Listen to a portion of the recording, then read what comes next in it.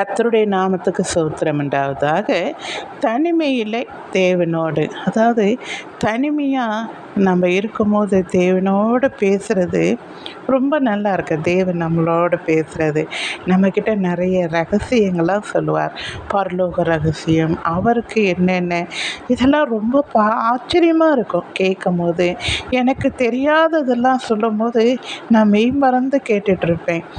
நிறைய பேர் இந்த தனிமையில் 1 மணி நேரமாவது ஆண்டவருடைய பாதத்தில் உட்காந்து ஜெபித்து பாருங்களேன். அதோடைய டேஸ்ட்டு, அதோடைய சந்தோஷம், சமாதானம், அப்பா தெய்வீக அது ஒரு இதுங்க, ஒரு சந்தோஷம், தெய்வீக ஆண்டவரோடு இருக்கிற ஒரு அருமையான அந்த ஒரு பந்தத்தை என்னன்னு சொல்ல அந்த வார்த்தையால் முடியாதது. எப்படி ஆதாம் ஏவாள் அந்த சாயங்கால நேரத்தில் ஆண்டவரோடு விழாவினார்கள் இல்லையா, ஏனோக்கு தேவனோடு விழாவினார் இல்லையா, எப்படி ஆண்டவரோடு உறவாடி பாருங்களேன். அதே அருமையான ஒரு சந்தோஷங்க. நீங்கள் தனி ஜெபம் செய்து பார்த்துருக்கீங்களா? 1 மணி நேரம் விழித்திருந்த ஆண்டவரோடு ஜெபித்து பாருங்களேன். அந்த இரவில் யாருடைய டிஸ்டர்பும் இருக்காது.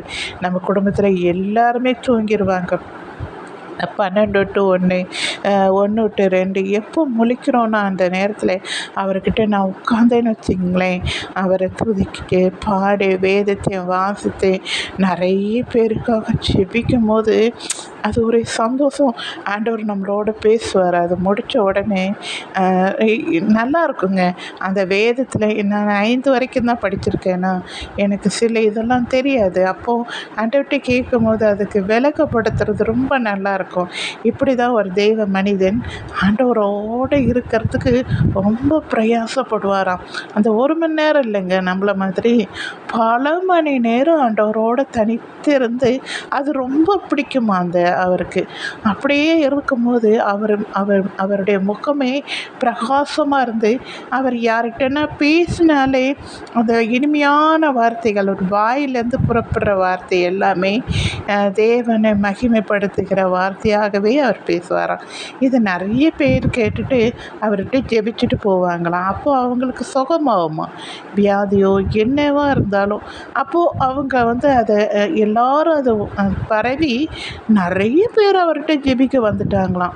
இப்படியே அவரும் சலிக்காமல் எல்லாருக்கும் ஜெபிச்சு சுகத்தை ஆண்டவர் மூலமாய் பெற்று கொடுத்துட்டே இருந்தாராம். லாஸ்ட்டில் பார்த்தா அவருக்கு நேரமே இல்லையா ஆண்டவர்கிட்ட பேசுகிறதுக்கு. ஏன்னா ஜனங்க பல இடத்துல இருந்து நிறைய ஜனங்க அவர்கிட்ட பேசுகிறதுக்கு ஜெபிக்கிறதுக்கு இப்படியாக எல்லாரும் ஜனங்களாம் வந்துட்டு இருந்தாங்களாம். அவருக்கு ரொம்ப சோர்ந்து போயிட்டாராம். ஆண்டவரே, நான் உங்ககிட்ட தனித்திருந்து நான் எவ்வளோ நாளாச்சு நீங்களும் நானும் பேசி, நான் இப்போ எப்போ பாரு இந்த ஜனங்களோடு இருக்கிறேனே, இதிலேருந்து ஒரு இது கிடைக்காதா, நான் உங்களோட மறுபடியும் தனித்து நீங்களும் நானும் பேசணுன்னு அவர் யோசிச்சுட்டே இருந்தாராம். ஒரு நாள் யோசிச்சாராம், அப்பா நம்மளால் இது முடியாது, எப்போவும் இதே மாதிரி செய்துட்டு இருக்க முடியாது சொல்லிட்டு அவர் நேராக ஒரு சாராய் கடைக்குள்ளே போனாராம். ஒரு பாட்டில் வாங்கினாராம். எல்லா ஜனங்களும் அவர் எங்கே போகிறாரு பின்னாடியே போயிருக்காங்க. இவர் அந்த பாட்டிலை ஓப்பன் பண்ணி கடகடன்னு குடித்தாராம். எல்லா ஜனங்களுக்கும் கோவம் வந்துச்சான். இவரையா பின்னாடி வந்தோம், இவரா நல்லவர் சொல்லிட்டு ஜெபிக்க சொன்னோம், இவர்கிட்டயே அது பண்ணோன்ட்டு எல்லாம் ஒவ்வொருத்தராக பார்த்தவங்க எல்லாரும் அவரை திட்டி துப்பி அவரை ஒரு மாதிரி பேசி அடிக்கிறவங்க அடித்து அவங்க பாட்டுக்கு ஜனங்கள்லாம் போயிட்டாங்களாம். இது உலகம் அப்படியே நிறைய பரவி அதுக்கு பிறகு யாரும் அவரை பார்க்க வரலையா.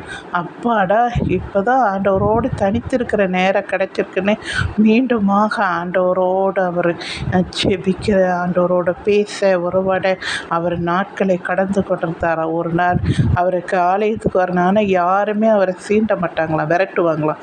ஆனால் ஒரு நாள் பிச்சைக்காரன் போல் ஆலயத்துக்கு வெளியே அவர் உட்கார்ந்துட்டு இருந்தாராம். அப்போது ஒரு பிஷப் ஏதோ ஃபங்க்ஷன் அந்த ஆலயத்தில், அதுக்காக வந்திருக்காரு. அவர் அந்த பிச்சைக்காரனை பார்த்துட்டு அவர் பாட்டுக்கு ஆலயத்துக்கு போனால் அந்த வெளியே இருக்கிற அந்த தேவ மனிதன் அங்கே சிங்காசனத்தில் உட்கார்ந்துருக்குது போல் இவருக்கு முகம் தெரிஞ்சான். அப்போ அவர் யார் என்னன்னு விசாரித்து அவரை கூட்டிகிட்டு வந்து அந்த ஆலயத்தில் உட்கார வச்சு அப்புறம் என்ன நடந்துச்சுன்னு பிஷப் கேட்கும் போது இவர் எல்லாத்தையும் உண்மையை சொன்னாராம். தேவனோடு இருக்கணுன்றதுக்காக அவர் செய்த அந்த ஒரே ஒரு இதுதான். அந்த ஒரு தடவை தான் அவர் குடித்தார். ஆனால் அது நிமித்தம் அவர் பின்னாடி வேதனைப்பட்டார். ஆனாலும் ஆண்டவரோடு இருக்கிறத அவருக்கு மறுபடியும் கிடச்சதுனால சந்தோஷப்பட்டார். ஆனால் இதையே நாம் நிரந்தரமாக ஆக்கிக்கொள்ளலான்னு அவர் நினச்சிக்கிட்டு ரொம்ப இதுவாக இருந்தால், ஆனால் ஆலயத்துக்கு அவர் சேர்க்கறதுனால அவர் பிச்சைக்காரன் போல் வாசலே அந்த பிச்சைக்காரர்களோடு இருந்துட்டு அவர் போய் விடுவாராம். ஆனால் இந்த நாளில் அந்த பிஷப்புக்கு அவரை பற்றி தெரிஞ்சதுனால அவர் எல்லாவற்றையும் ஒரு கோயிலில் அவர் என்ன ஏதுன்றதை அவர் இறந்த பிறகு அவர் சொன்னாராம். எவ்வளோ ஒரு நல்ல இது பாருங்களேன், தேவனோடு இருக்கணும்னு எவ்வளோ பேர் பிரயாசப்பட்டிருக்காங்க. இப்போ கூட நான் ஒரு இதில் அன்னை தெரசா பற்றி பார்த்தேன்.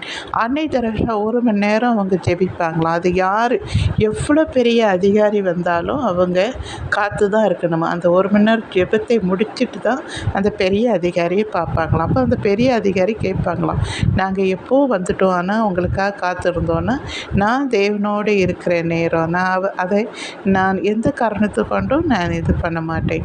அந்த நேரத்தை எனக்கு ரொம்ப பிடிக்கும். அந்த இதில் நான் ஏழைகளை பார்ப்பேன், ஏழைகளோடு இருக்கும்போது நான் இறைவனை பார்ப்பேன் என்று சொன்னாராம். எனக்கு அன்பானவர்களே, தேவனோடு இருக்க நீங்கள் பிரயாசப்படுங்க. அது எவ்வளோ நல்லா இருக்கும் தெரியுமா. கர்த்தர் நல்லவர் என்பதை நீங்கள் ருசித்து பார்க்கலாங்க. அவரோடு பேசுங்களேன், அவர் உங்களோடு பேசுவார். ஆண்டவரே நீங்கள் என்னோட பேசுங்கள் என்று சொல்லுங்கள். அழகாக பேசுவார். உங்களுக்கு நிறைய வேதத்தினுடைய ரகசிய பரலோக ரகசியங்கள் அவரை பற்றி கூட சொல்லும் போது எனக்கு சிரிப்பாக இருக்கும். எனக்கு ரொம்ப க்யூட்டாக இருக்கும் அதை கேட்கும் போது. நீங்கள் அந்த சந்தோஷத்தை பெற்றுக்கொள்ளுங்க. சரிங்களா? தேங்க்யூ.